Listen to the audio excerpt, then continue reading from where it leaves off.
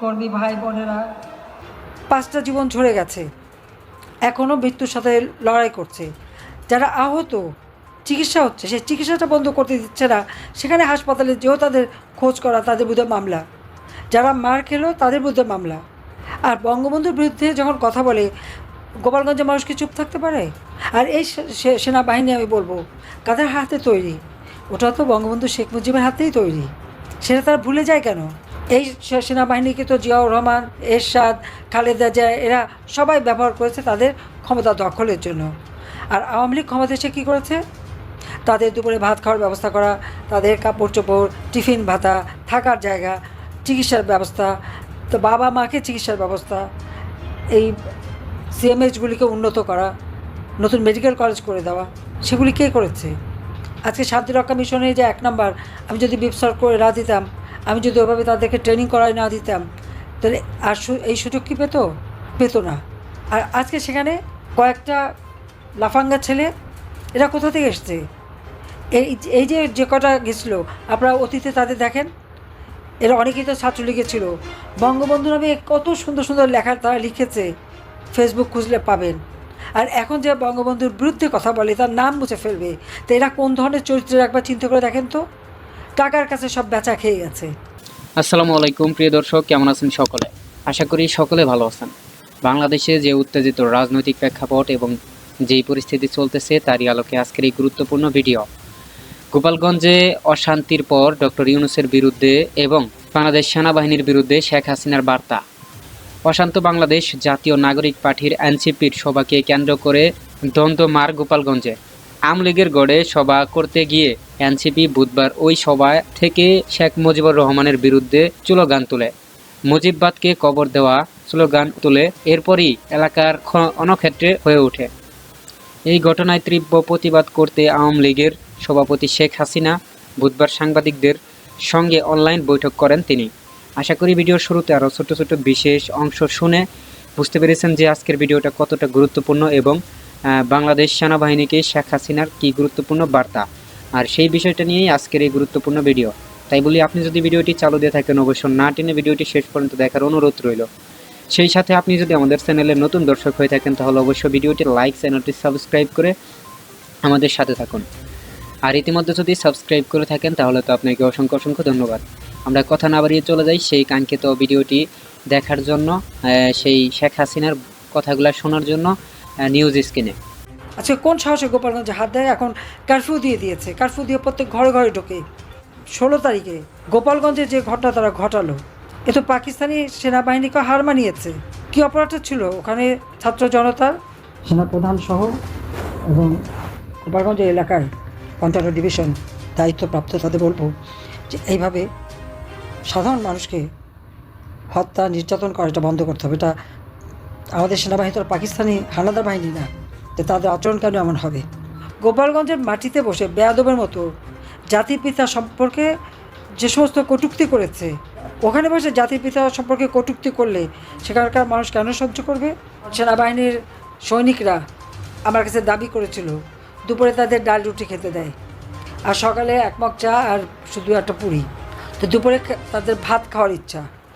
আমার মাত্র 1 বছর সময় লেগেছিল, 2 বছর, 96 থেকে 98, 2 বছরের মধ্যে 40 লক্ষ মেট্রিক টন খাদ্য ঘাটতি পূরণ করে বাংলাদেশকে খাদ্যের সম্পূর্ণ করি। এবং আমাদের সেনা ছাউনিতে যে আমি নিজে বসে এই দুপুরে প্রথম আমি তাদের সাথে ভাত খেয়ে খাওয়া শুরু করি। এরপর আন্তর্জাতিক সম্পন্ন তাদের নামের পদবিগুলি ঠিক করা, প্রত্যেকের বেতন ভাতা, টিফিন ভাতা, ইয়াং অফিসার তার জন্য গাড়ি বাড়ি করতে পারে তার জন্য বিশেষ তাদের প্রণোদনা দেওয়া এবং অল্প সুদে ঋণের ব্যবস্থা করে দেওয়া, তাদের থাকার জন্য ফ্ল্যাট, সৈনিকদের থাকার জন্য ডরমিটরি করে দেওয়া, তাদের জন্য হোস্টেল, তারা যাতে সুন্দরভাবে থাকতে পারে সেই ব্যবস্থা করে দেওয়া, তাদের চিকিৎসার ব্যবস্থা, রেশন বাড়ানো, পুলিশদের জন্য রেশন মাত্র 20% পুলিশ রেশন পেত, প্রথমবার আমি 40% করে দ্বিতীয় মাসে পূর্ণাঙ্গ রেশন তাদের দেওয়া শুরু করি, তাদের পোশাক পরিচ্ছদের কয়েক সেট বাড়িয়ে দিই, প্রত্যেকের কমব্যাট ড্রেস, নতুন নতুন ড্রেস সব কিছু আমি করে দিয়েছিলাম। কাদের জন্য না করেছি? বিডিআরের হেলিকপ্টার থেকে শুরু করে সব রকমের ব্যবস্থা। সেনাবাহিনীর জন্য আধুনিক ট্যাঙ্ক আমার বাবা কিনে দিয়েছিলেন, আর আমি সরকার এসে কিনে দিই। এমনকি তাদের জন্য বিশেষ ট্রেনিংটা যাতে ভালোভাবে হয়। আজকে এনডিসি আমার হাতে করা, ওয়ার কলেজ আমার হাতে করা, MIST, বিপসট অর্থাৎ শান্তিরক্ষা মিশনে যাবে তার জন্য ট্রেনিংয়ের জন্য, সেই সাথে মেডিকেল কলেজ, বিউপি, ইউনিভার্সিটি সবই তো আমার করে দেওয়া। আজকে যে বুট আমি টাকা দিয়ে কিনে দিয়েছি জনগণের ট্যাক্সের টাকা, আর সেই বুট দিয়ে গোপালগঞ্জে একটা বাচ্চা ছেলে তাকে ধরে তার গলার ভিতরে সেই বুট দিয়ে গলা চাপা দিয়ে মারে, টেনে হিস্ট্রে নিয়ে যাচ্ছে। কী অপরাধ ছিল তাদের? তাদের হাতে কোনো অস্ত্র ছিল? তাদের হাতে কোনো ঢিল বা অস্ত্রে একজনও কি আহত হয়েছে, কিছু হয়েছে? মিথ্যা একটা রটনা রটায় এবং এই মানুষগুলোকে ধরে ধরে তারা পাখির মতো গুলি করে ফেলে দেয়। 5টা জীবন ঝরে গেছে, এখনও মৃত্যুর সাথে লড়াই করছে। যারা আহত, চিকিৎসা হচ্ছে, সেই চিকিৎসাটা বন্ধ করতে দিচ্ছে না, সেখানে হাসপাতালে যেও তাদের খোঁজ করা, তাদের বিরুদ্ধে মামলা। যারা মার খেলো তাদের বিরুদ্ধে মামলা। আর বঙ্গবন্ধুর বিরুদ্ধে যখন কথা বলে, গোপালগঞ্জের মানুষ কি চুপ থাকতে পারে? আর এই সেনাবাহিনী আমি বলবো কাদের হাতে তৈরি? ওটা তো বঙ্গবন্ধু শেখ মুজিবের হাতেই তৈরি। সেটা তারা ভুলে যায় কেন? এই সেনাবাহিনীকে তো জিয়াউর রহমান, এরশাদ, খালেদা জিয়া এরা সবাই ব্যবহার করেছে তাদের ক্ষমতা দখলের জন্য। আর আওয়ামী লীগ ক্ষমতা এসে কী করেছে? তাদের দুপুরে ভাত খাওয়ার ব্যবস্থা করা, তাদের কাপড় চোপড়, টিফিন ভাতা, থাকার জায়গা, চিকিৎসার ব্যবস্থা, তো বাবা মাকে চিকিৎসার ব্যবস্থা, এই CMHগুলিকে উন্নত করা, নতুন মেডিকেল কলেজ করে দেওয়া, সেগুলি কে করেছে? আজকে শান্তিরক্ষা মিশনে যে 1 নাম্বার, আমি যদি বিপসর্গ করে না দিতাম, আমি যদি ওভাবে তাদেরকে ট্রেনিং করাই না দিতাম, তাহলে আর এই সুযোগ কি পেত না। আর আজকে সেখানে কয়েকটা লাফাঙ্গা ছেলে, এরা কোথা থেকে এসছে? এই যে কটা গেছিলো, আপনারা অতীতে তাদের দেখেন, এরা অনেকেই তো ছাত্রলীগে ছিল। বঙ্গবন্ধু নামে কত সুন্দর সুন্দর লেখা তারা লিখেছে, ফেসবুক খুঁজলে পাবেন। আর এখন যে বঙ্গবন্ধুর বিরুদ্ধে কথা বলে, তার নাম মুছে ফেলবে, তো এরা কোন ধরনের চরিত্রের একবার চিন্তা করে দেখেন তো।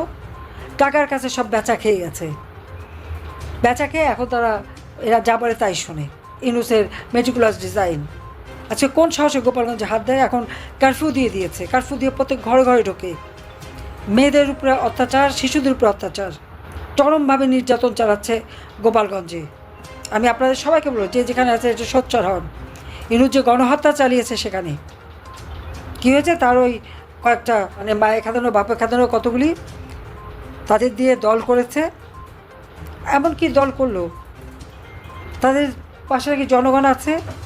তাহলে ওরকম সেনাবাহিনী তাদের জন্য আমি যে APC কিনে দিয়েছি, সেই সাজোয়া যানের মধ্যে ঢুকে পালাতে হয় কেন? আর যাবার আগে লোকজন, সেনাবাহিনীর সাজোয়া বাহিনী, পুলিশ পাহারা দিয়ে যে বক্তৃতা দিতে হয় কেন? আমরা তো অপোজিশনে ছিলাম, গুলি, বোমা, গ্রেনেড সবই তো মোকাবেলা করেছে। আমাদের কখনো এরকম সাজোয়া জানে করে তো পালাতে হয়নি। মৃত্যুকে সামনে নিয়েই আমরা চলেছি। আসলে ক্ষমতা আসতে না আসতেই 6 মাসের মধ্যে তাদের এত টাকা পয়সা হয়ে গেছে, এত সম্পদ করে ফেলেছে।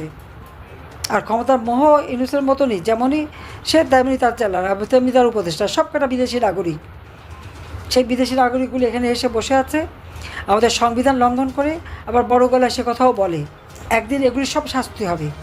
আর আজকে যে গণহত্যা হয়েছে, এর জন্য সমস্ত দায়িত্ব ডক্টর ইউনূসকেই নিতে হবে, কারণ তার এটা মেটিকুলাস ডিজাইনের অংশ। তারা বাংলাদেশটাকে ধ্বংস করে দিতে চাচ্ছে, স্বাধীনতা ধ্বংস করে দিয়েছে, জনগণের অধিকার ছিনতাই করেছে। হাজার হাজার লোক আছে আজকে আমাদের কারাগারে। আওয়ামী লীগেরই তো প্রায় 1 লক্ষ থেকে 1.5 লক্ষ মানুষ কারাগারের মধ্যে শোবার জায়গায় দিতে পারে না। একেবারে বাথরুমের সামনের থেকে শুরু করে সব জায়গায় মাটির মধ্যে ফেলে রেখে দিয়েছে সবাইকে।